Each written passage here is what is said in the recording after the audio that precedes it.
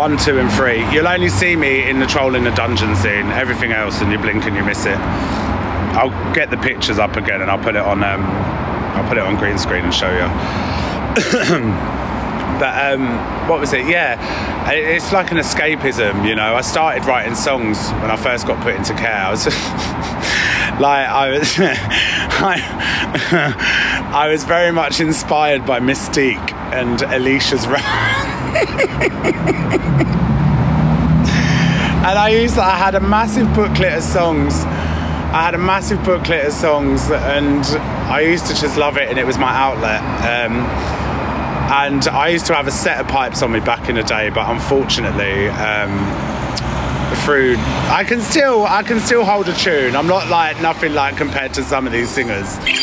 I'm better than some singers on the app, absolutely, but I'm nothing compared to like some people, like professional singers. But when I was at musical theatre, when at theatre school and stuff, I did all right. And then I met my first boyfriend, and then I started smoking. Then I started doing my alcohol. Then I started doing narcotics. Then I'd never warm up, you know. So your voice is an instrument. You have to nurture it, and I never nurtured it. So I would never be as good as I was when I was younger. But better tune on and I'll dance you out, 100%. Now I've lost the weight as well. I was dancing in my hotel room this morning. I'd done one of my old routines that I learned at college. I can still remember it in my head. It's actually to the Honey soundtrack.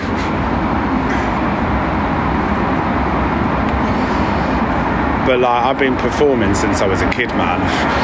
Like, my mum used to get phone calls and be like, oh, hi Heather, can we see you after you pick Zach up from playgroup, please? Yeah, what's it about?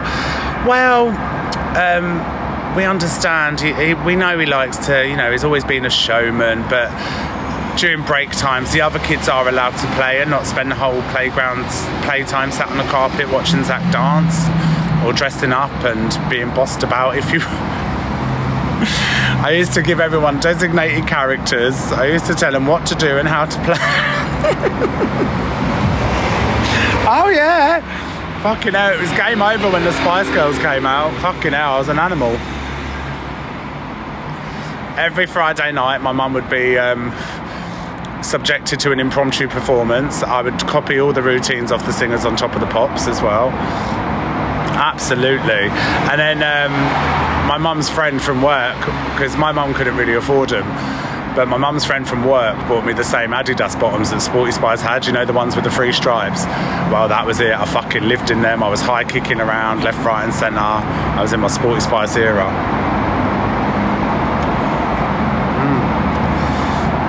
You know. Oh yeah, hair, mascara, the lot. Oh yeah, I danced when Top of the Pops was on.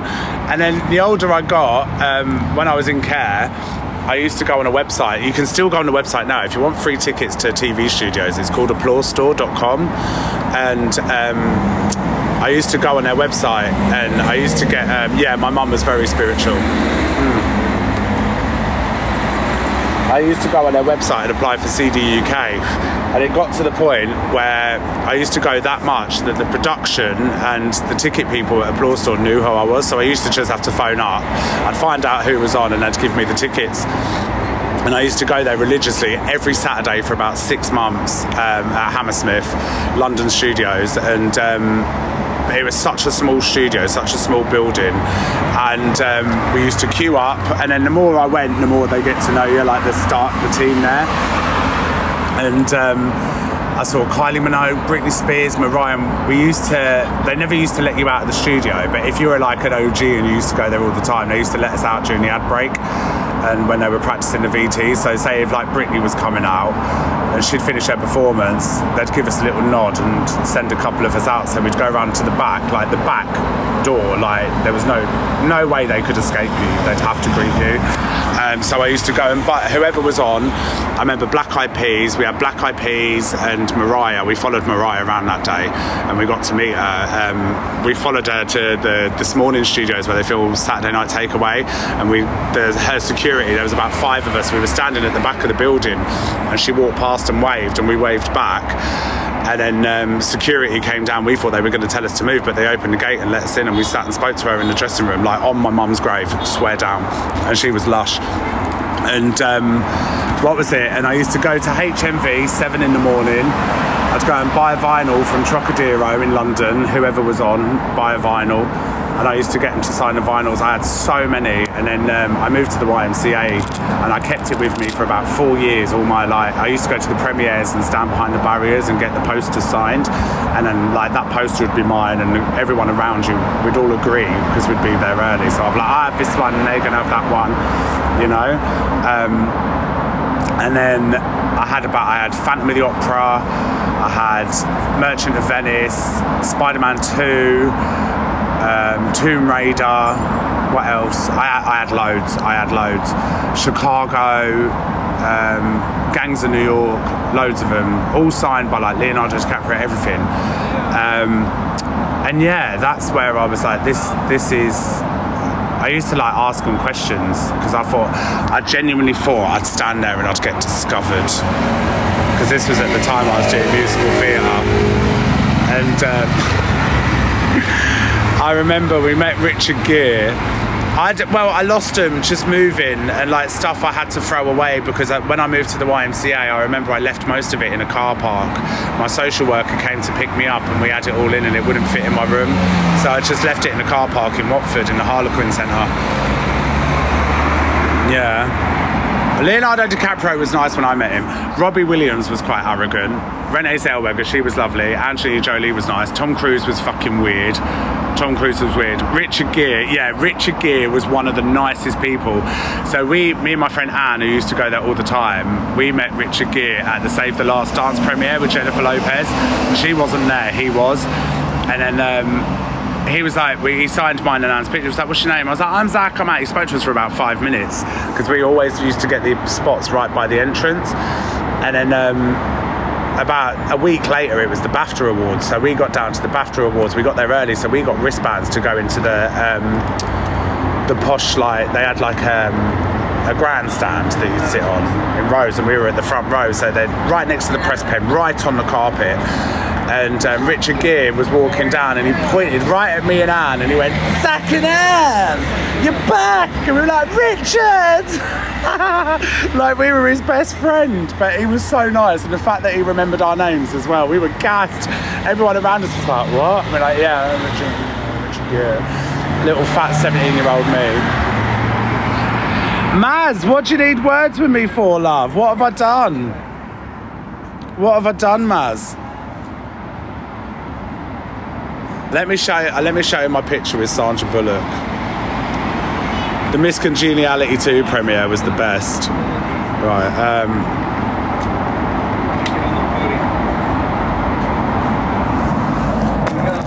1 second, let me get it up.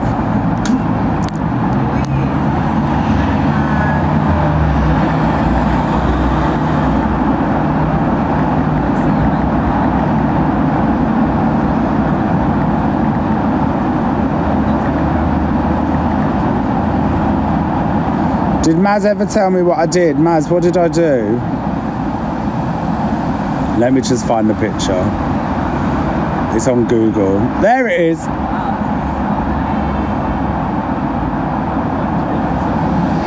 I'll screenshot it. Maz, why are you not happy with me? Tell me why you're not happy with me. Look. That's me there. Where's Anne? Let me find Anne. Look. Look how fat I was. Yeah. I know. We used to go there religiously. Musical Chrissy! Thank you, darling.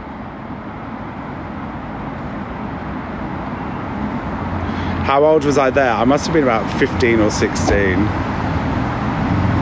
15 or 16.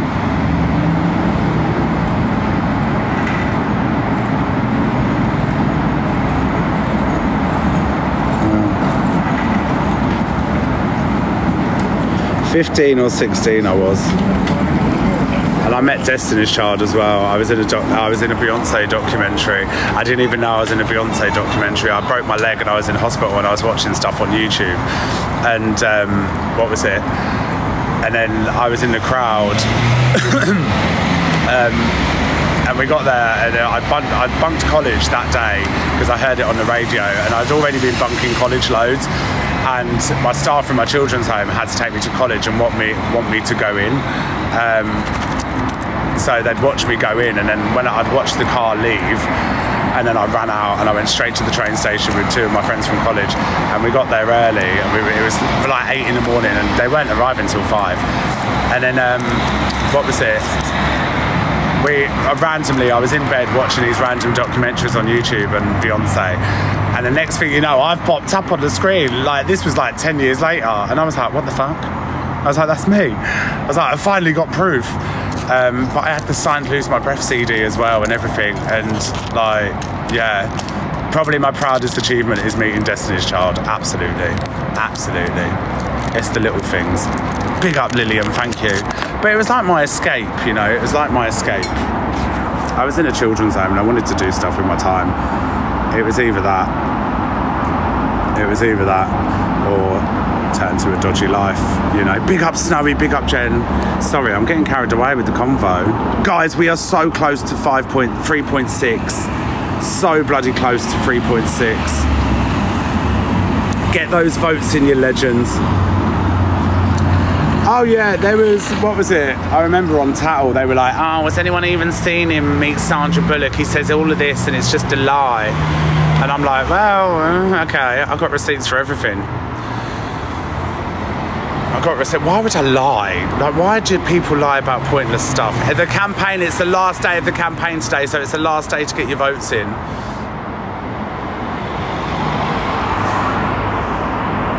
Calling me a hateful twat over that. I didn't call you a hateful twat. I said people. I was talking about people, but I definitely didn't say hateful twat. I said please don't. Kabara isn't a troll anyway. I wouldn't call anyone a hateful twat. Big up HP, thank you, Sue as well. Kabara comes in and says can't cope as a joke. It's only a joke.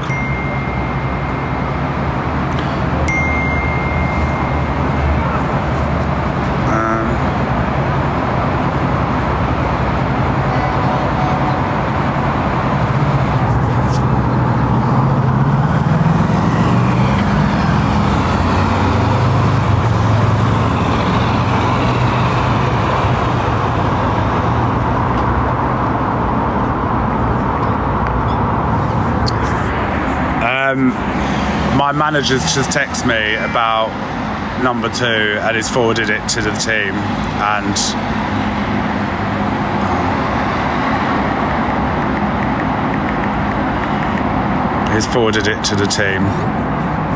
they're not happy, so absolutely.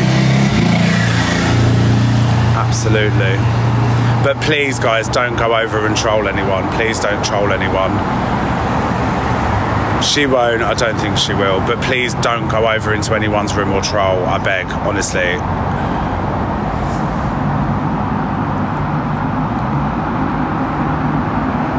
Guys, we're 3.6, come on. Have I got a warning? Oh, I had a cigarette. What's the time? Thank you, Maz, darling. And sorry for the misunderstanding, listen.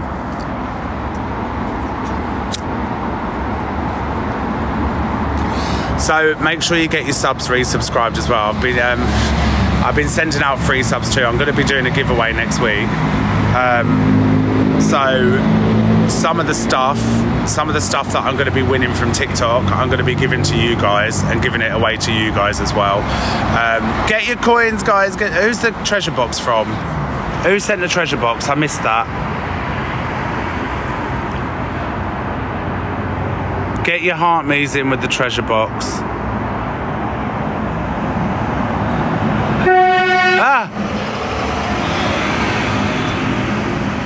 Thank you for the treasure. Who sent it? Do we know who sent it? Oh, did I? I did thank. Okay, I'm in autopilot. San, thank you. Oh, Eclectic Magic with another treasure box. Thank you.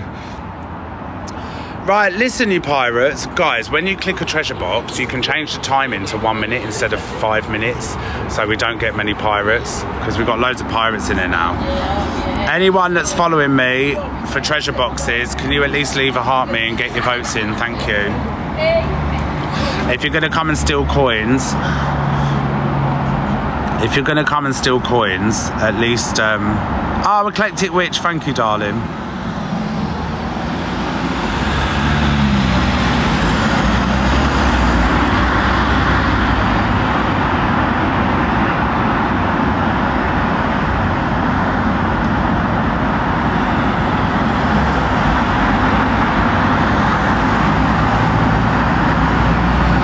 Right, 1.3k of you in here. Get your votes in, legends.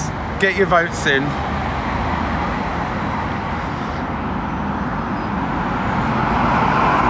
Love you and hate you, it's not fair. It's so bittersweet. Thank you so much, everyone. I'm just blocking pirates.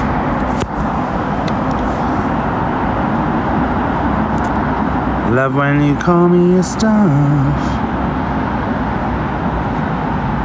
L happy, thank you, everyone. You let me down in the dark. Who's on live?